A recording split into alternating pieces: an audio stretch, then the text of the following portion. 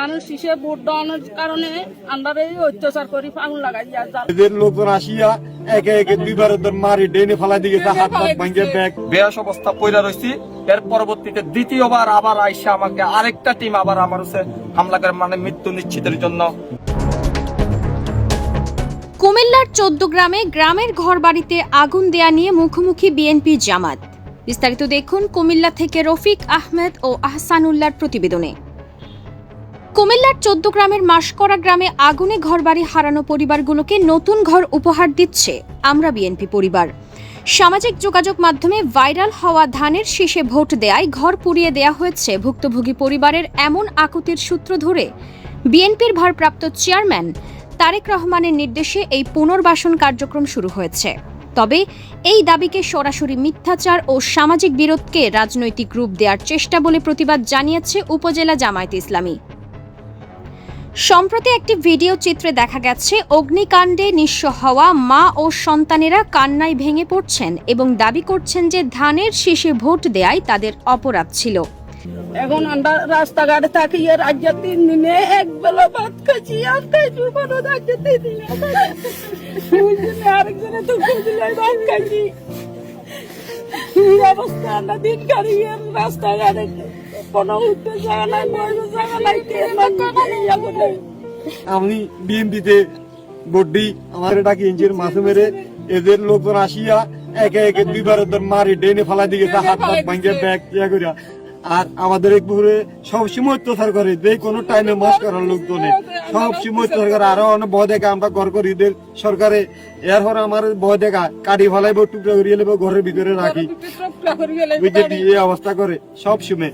অতর্কিত ভাবে মানে তারা 30 থেকে 40 জনের একটা টিম এসে আমাকে 2 দফায়, প্রথম দফায় মেরে রাখা যাওয়ার পরে আমি যখন বেয়াস অবস্থা পয়রা রয়েছি, এর পরবর্তীতে দ্বিতীয়বার আবার আইসা আমাকে আরেকটা টিম আবার আমার হচ্ছে হামলা করে, মানে মৃত্যু নিশ্চিতের জন্য মানে আবার হামলা করে মানে আমরা রেখে চলে যায়।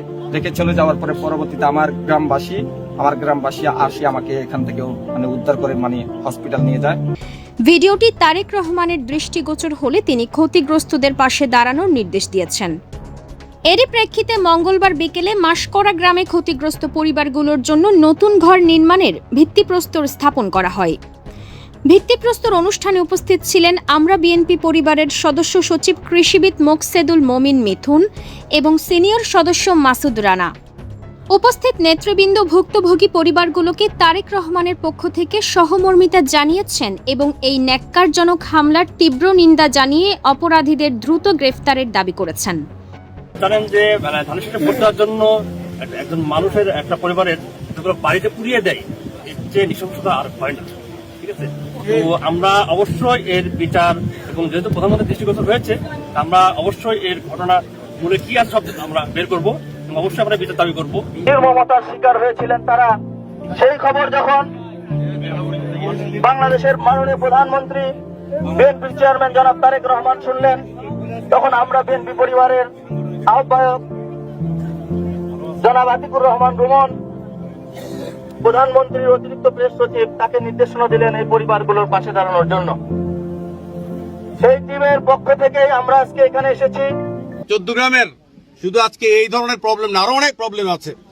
অনেকের বাড়িঘর পুড়ে দেওয়া হয়েছে, অনেককে বাড়ি থেকে বিতাড়িত করা হয়েছে। আজকে দেখেন সারা 14 গ্রামে যারা নির্বাচিত হয়েছে বলে নিজেদেরকে দাবি করে মাদক, তারা কালকে একটা স্টেটমেন্ট দিয়েছে মাদকের জন্য নাকি এই ঘটনা ঘটেছে।